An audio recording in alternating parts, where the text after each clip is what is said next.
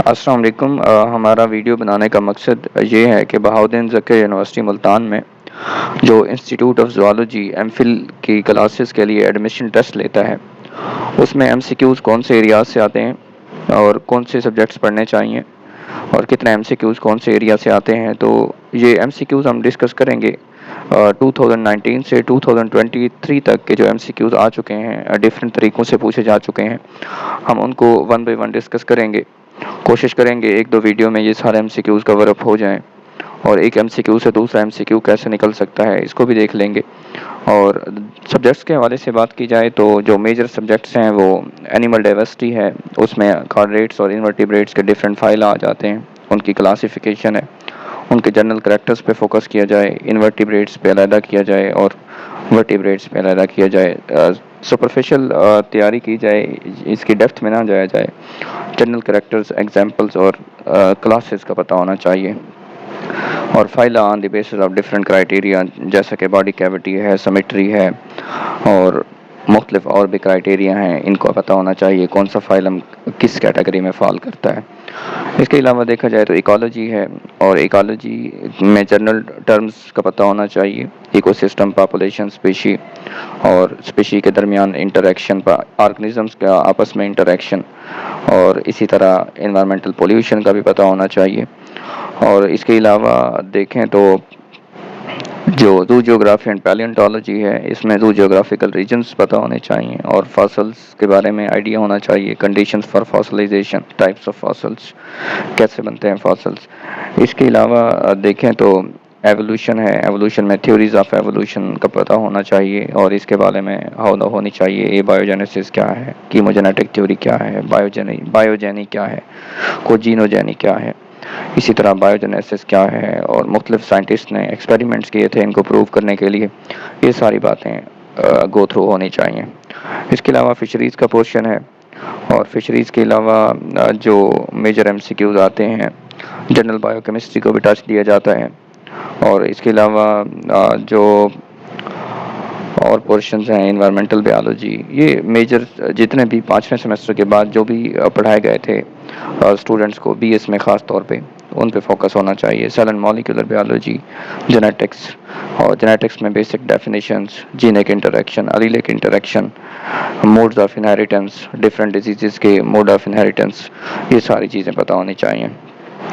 तो पहला MCQ discuss करते हैं जो 2021 के पेपर में आया था, और पहला एमसीक्यू इकोलॉजी का ही था, और उसमें पूछा गया था कि जो गिवन एमसीक्यू है या गिवन ऑप्शन है, उसमें जो इन्वायरमेंट का बायोटेक कंपोनेंट कौन सा है। अब बायोटेक कंपोनेंट्स को, और जो दूसरा नाम देते हैं उनको हम बायोलॉजिकल कंपोनेंट भी कहते हैं, और बायोलॉजिकल कंपोनेंट में वो कंपोनेंट आते हैं इन्वायरमेंट के या इकोसिस्टम के जो लिविंग कंपोनेंट होते हैं। और लिविंग कंपोनेंट को अगर ब्रॉड लेवल पे क्लासीफाई किया जाए तो वो तीन लिविंग कंपोनेंट बनते हैं, या तो ग्रीन प्लांट्स बन सकते हैं और वो प्रोड्यूसर्स कहलाते हैं, या फिर उनसे जो नेक्स्ट लेवल है वो कंज्यूमर्स है, और इनका जो अगला लेवल है दैट आर डीकम्पोजर्स। तो उधर जो इन तीनों में से ऑप्शन दिया हुआ था वो डीकम्पोजर्स का ऑप्शन था, और डीकम्पोजर्स में दो मेजर क्लासेस फॉल करती हैं ऑर्गेनिजम्स की, एक बैक्टीरिया और एक fungi. These are decomposers and they help in recycling of nutrients and they are living organisms, that's why they were biotech component। तो इसका जो राइट ऑप्शन था वो decomposers था। अगर ए बायोटेक कंपोनेंट को देखा जाए तो ए बायोटेक कंपोनेंट अगर पूछा जाए तो उसमें जो तीनों ऑप्शन जो और थे वो ए बायोटेक कंपोनेंट्स गिवन थे, और उनमें एक वाटर था, एक लाइट थी और एक टेम्परेचर था। तो ये नॉन लिविंग कंपोनेंट है अगर देखा जाए, या ए बायोटेक कंपोनेंट है, और इनको दूसरा जो नाम देते हैं इनको कहते हैं they are known as physical component of the ecosystem. इसके अलावा अगर दूसरे एमसीक्यू की बात की जाए तो जो दूसरा एमसीक्यू था कि इकोलॉजी में या इकोसिस्टम में कौन सा ऐसा कंपोनेंट है जो रिसाइकल नहीं हो सकता। तो रिसाइकल जो होते हैं वो न्यूट्रिएंट्स होते हैं, और वो न्यूट्रिएंट्स नाइट्रोजन हो सकता है, सल्फर हो सकता है, लेकिन वहाँ जो ऑप्शन दिया गया था, जो राइट ऑप्शन था वो एनर्जी था। और एनर्जी हमें पता है कि एनर्जी जब भी इकोसिस्टम में फ्लो करती है उसका जो फ्लो होता है वो यूनी डायरेक्शनल होता है, क्योंकि एक सोर्स से दूसरे सोर्स तक या दूसरे ऑर्गेनिज्म तक एनर्जी जब जाती है तो एनर्जी का लॉस होता है। Where there is a energy change there is a heat loss. तो एनर्जी को आप रिसाइकल नहीं कर सकते एनर्जी का लॉस होने की वजह से और यूनिडायरेक्शनल फ्लो होने की वजह से। यूनिडायरेक्शनल चीज़ जो भी हो उसको साइकिल नहीं कहा जाता, वो रिसाइकल नहीं होती। तीसरा एमसीक्यू देखें तो सोर्सेज ऑफ कार्बोहाइड्रेट्स पूछा हुआ था कि जो मेन सोर्सेज हैं वो कार्बोहाइड्रेट्स के कौन से हैं। तो कार्बोहाइड्रेट्स के जो मेन या बेसिक सोर्सेज हैं and these are green plants. और ग्रीन प्लांट्स में भी अगर प्रोसेस देखा जाए तो वो फोटोसिंथेसिस का प्रोसेस है, जिसकी वजह से ये अपनी खुराक खुद तैयार करते हैं और अपनी खुराक खुद तैयार करने की वजह से इनको ऑटोट्रॉफ कहते हैं। अगर इन्हीं कार्बोहाइड्रेट्स की जनरल डेफिनेशन और क्लासिफिकेशन पे जाया जाए, क्योंकि ये बायोकेमिस्ट्री से भी रिलेट करते हैं, तो कार्बोहाइड्रेट्स को जब हम डिफ़ाइन करते हैं तो हम कहते हैं these are hydrated carbons. Hydrated carbon, this is the literal definition, hydrated carbons. और अगर इनको केमिकली डिफाइन किया जाए तो 3 लफ्ज़ इसमें इम्पॉर्टेंट हैं। They are biomolecules and these are polyhydroxy aldehyde और कीटोन्स। ये इनकी जनरल डेफिनेशन है और इनका जनरल फार्मूला देखें तो वो CnH2n H2ON है। सॉरी, इसका जनरल फार्मूला जो है वो देखा जाए तो CnH2ON है। यानी कार्बन जितने होंगे ऑक्सीजन भी उतने होंगे, लेकिन हाइड्रोजन उनसे डबल होंगे। और ये फार्मूला सिर्फ मोनोसेक्राइड पे इम्प्लीमेंट होता है, ये बात याद रखनी है। जैसे ये फार्मूला है C6H12O6 का, दैट इज़ ग्लूकोज। इसमें देखें कार्बन और ऑक्सीजन की तादाद एक जैसी है लेकिन हाइड्रोजन उनसे डबल है, तो ये फार्मूला इस पे इम्प्लीमेंट होता है। लेकिन डाइसेक्राइड में देखें तो ये फार्मूला इम्प्लीमेंट नहीं होता। तो कार्बोहाइड्रेट्स की क्लासिफिकेशन को फोकस किया जाए on the basis of sugar units, monosaccharide, oligosaccharide, polysaccharide, और फिर मोनोसेक्राइड की क्लासिफिकेशन को भी देखा जाए on the basis of number of carbon atoms, trioses, tetroses, pentoses, hexoses. फिर इनमें आइसोमरिज्म को भी फोकस किया जाए, एपीमर्स क्या होते हैं, इनैंशोमर्स क्या होते हैं, एल्डो शुगर्स क्या होते हैं, कीटो शुगर्स क्या होते हैं। इस क्लासिफिकेशन को ज़रूर देखना चाहिए बायोकेमिस्ट्री के हवाले से। उसके अलावा देखें तो जो नंबर 4 पे एमसीक्यू था वो था inherent ability of an organism to increase its population. ये एक जनरल डेफिनेशन पूछी हुई थी और इसका जो ऑप्शन था वो फेकंडिटी था। और फेकंडिटी का मतलब होता है to increase the population of a specific species, to increase the population. इसके अलावा जो नंबर 5 पे एमसीक्यू था कि फाइलम नाइडेरिया से था। और फाइलम नाइडेरिया को देखा जाए तो इसमें जो ऑर्गेनिजम्स आते हैं, जनरल कैरेक्टर्स कुछ इनके बता देता हूँ। They are diploblastic. इसमें जो बॉडी लेयर्स होती हैं वो 2 होती हैं, एक्टोडर्म और एंडोडर्म। और इनकी जो कैविटी होती है उसको कहते हैं गैस्ट्रोवेस्कुलर कैविटी, या उसको कहते हैं सीलेंटिरॉन। और इसके अलावा ये सैक लाइक ऑर्गेनिजम्स होते हैं और इनकी सिंगल ओपनिंग होती है बॉडी की, और वही सिंगल ओपनिंग माउथ के तौर पे भी काम कर रही होती है और एनस के तौर पे भी काम कर रही होती है। और ऐसा सिस्टम जो होता है digestive system sac like digestive system कहलाता है। ट्यूब लाइक वो होता है जिसमें प्रॉपर एनस भी होता है और माउथ भी होता है। जो एमसीक्यू इस फाइलम से पूछा गया था वो ये था कि इनकी बॉडी फॉर्म से रिलेटेड था। और बॉडी फॉर्म देखें तो इनकी 2 होती हैं, और एक है पॉलिप और एक है मेडोसी। पॉलिप देखें तो ये सिलेंड्रिकल है, और इसी तरह अगर मेडोसी देखें तो इट इज़ अम्ब्रेला शेप्ड।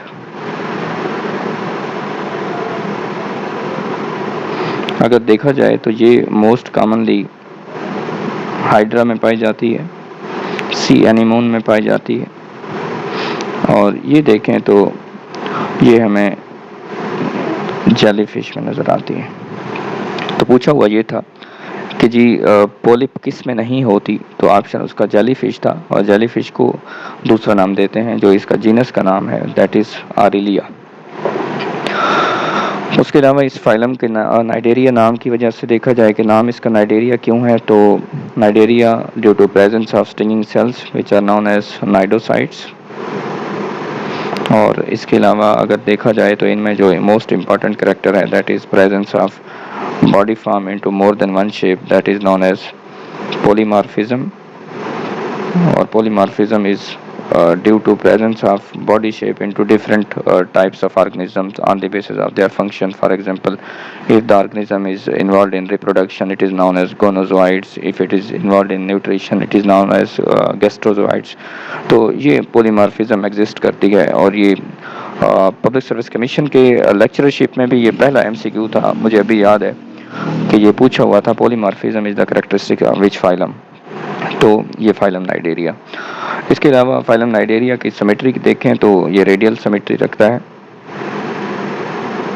ये रेडियल सिमेट्री रखता है।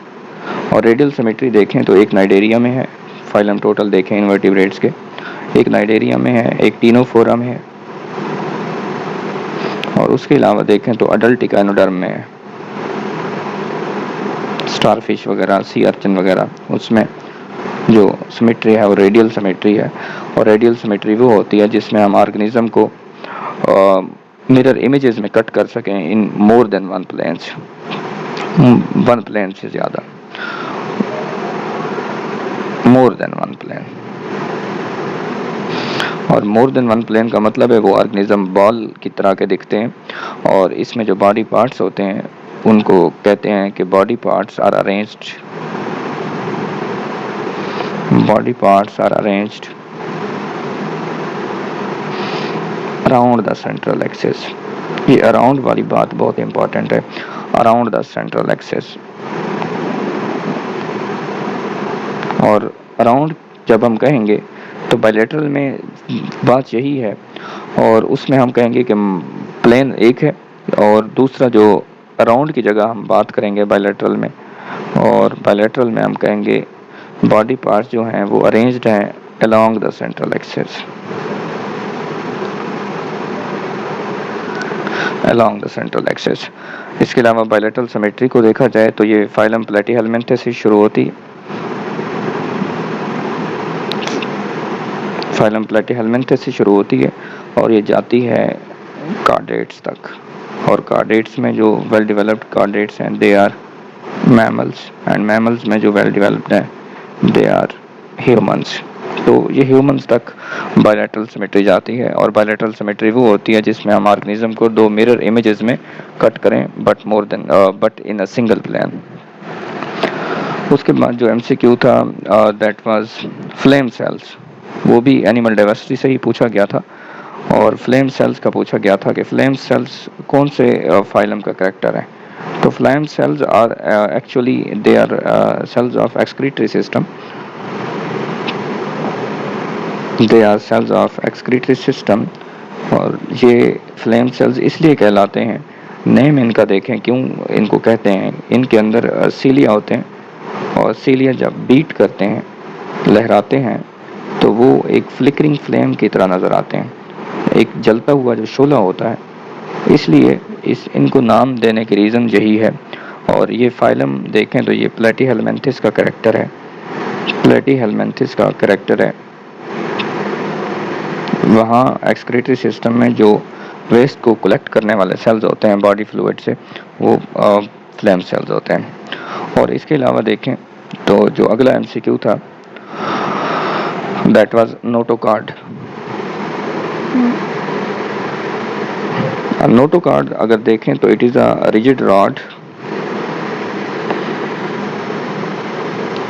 Rod of vacuolated cells, fluid filled celled होते हैं, और ये नोटोकार्ड की वजह से ही कार्डेट्स को कार्डेट्स कहते हैं। It is a basic distinguishing character of chordates. और इसको देखा जाए तो कार्डेट्स में मुख्तलिफ़ किस्म का ये स्ट्रक्चर है, कुछ कार्डेट्स में ये परसिस्टेंट है, और कुछ कार्डेट्स में ये चेंज हो जाता है इनटू वर्टिब्रल कॉलम। तो इसमें परसिस्टेंट जिसमें होता है उसमें दो किस्म के ऑर्गेनिज्म आते हैं, सब फाइलम आते हैं, दैट इज सिफेलोकॉर्डेटा, जिसमें एम्फिऑक्सिस वगैरह आते हैं, और दूसरा जो इसमें आते हैं that is urochordates, that are ascidians. और इनको देखें तो जो वर्टिब्रल कॉलम है, इनसे आगे जितने सब फाइला हैं वो वर्टिब्रल कॉलम रखते हैं, यानी नोटोकॉर्ड उनमें नहीं होता। अब देखें जो एमसीक्यू पूछा गया था वो ये था कि नोटोकॉर्ड इज परसिस्टेंट इन, तो उसका जो ऑप्शन था वो यूरोकॉर्डेटा था। उसके अलावा बात इकोलॉजी की पूछी गई थी, और वो सिंपल डेफिनेशन थी, और वो डेफिनेशन थी इकोजोन की। सॉरी, जो डेफिनेशन पूछी गई थी वो इकोटोन की पूछी गई थी। इकोजोन की भी बता देता हूँ, इकोटोन की पूछी गई थी जी। इकोटोन हम कहते हैं it is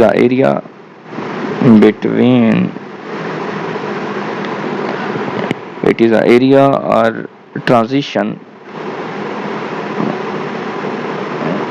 between two biological communities।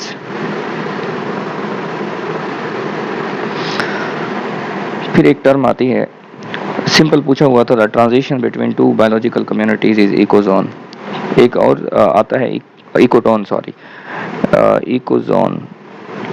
इकोजोन देखें तो इकोजोन जोन नाम से जाहिर है कि ये एरिया की बात होगी, और इसको जब हम कहते हैं तो हम कहते हैं it is a largest part of ecosystem.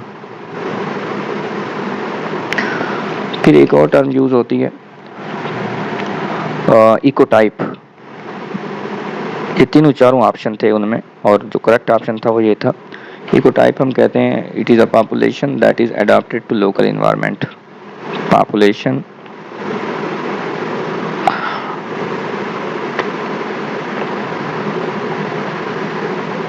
adopted to local environment। और इसी तरह जो मोस्ट कॉमनली यूज्ड है दैट इज इकोसिस्टम, और ecosystem is a combination of abiotic component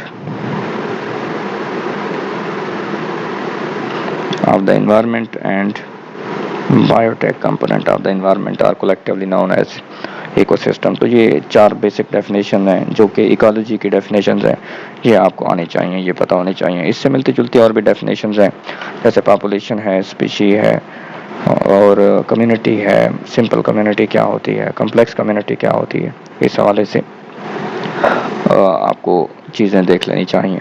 उसके हवाले से उसके बाद देखा जाए तो जो क्वेश्चन था वो रेट्रोवायरसेस से था, और रेट्रोवायरसेस के बारे में जो सवाल पूछा हुआ था वो ये पूछा हुआ था कि वो central dogma of the cell biology, जिसमें ये तीन प्रोसेस आते हैं, रेप्लिकेशन, ट्रांसक्रिप्शन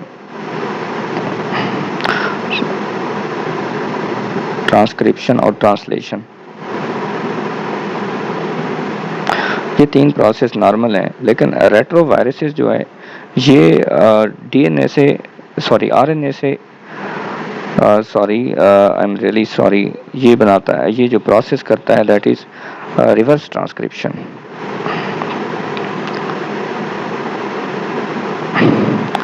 और रिवर्स ट्रांसक्रिप्शन का ही ऑप्शन मौजूद था, और इसके पास एक एंजाइम होता है दैट इज रिवर्स ट्रांसक्रिप्टेज। और रिवर्स ट्रांसक्रिप्टेज क्या करता है, वो सिंगल स्ट्रैंडेड आरएनए को डबल स्ट्रैंडेड डीएनए में चेंज करता है, ट्रांसक्रिप्शन इज एक्चुअली डीएनए का बनना रेप्लिकेशन होता है, फिर आरएनए बनता है तो वो ट्रांसक्रिप्शन कहलाता है, और आरएनए से प्रोटीन बनती हैं तो उसको ट्रांसलेशन कहते हैं। तो दैट वाज रिवर्स ट्रांसक्रिप्शन। तो वो प्रोसेस ऐसे चला फ्रॉम आरएनए टू डीएनए, और इनके पास इस एंजाइम की वजह से ये जो रिवर्स ट्रांसक्रिप्शन कर सकते हैं। और इसके बाद रेट्रोवायरसेस की जो मोस्ट कॉमन एग्जांपल है that is HIV, which causes AIDS. और उसके बाद देखा जाए तो जो अगला सवाल था, अब वायरसेस वाला जो क्वेश्चन है दैट इज़ फ्रॉम माइक्रोबायोलॉजी, और माइक्रोबायोलॉजी चैप्टर सेमेस्टर 4 में एक माइनर सब्जेक्ट के तौर पे पढ़ाई जाती है, तो वायरसेस बैक्टीरिया के बारे में भी होनी चाहिए, थोड़ी बहुत उनकी क्लासिफिकेशन का भी पता होना चाहिए। उसके बाद प्रमोटर्स का कुछ क्वेश्चन था।